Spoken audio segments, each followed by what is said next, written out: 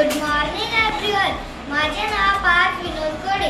मी तुम्हाला कबूतरची आणि मुंगीची एक गोष्ट सांगतो, तर ऐका, खूप मजा येईल.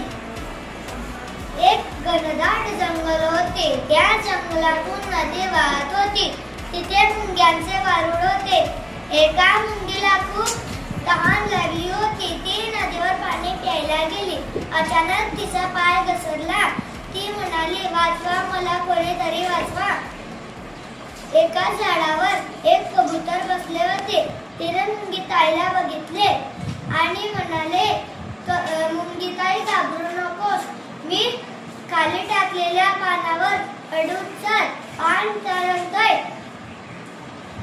मुंगी त्या पानावर चढली आणि म्हणाली, धन्यवाद कबूतर दादा, तुझ्यामुळे आज माझा जीव वाचला.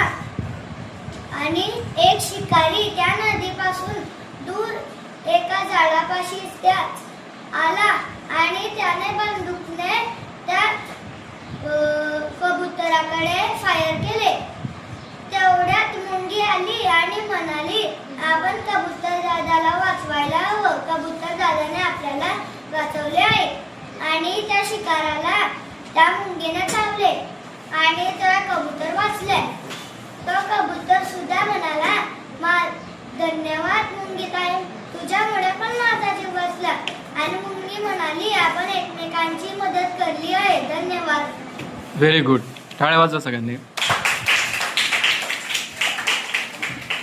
खूप छान सांगितली कथा.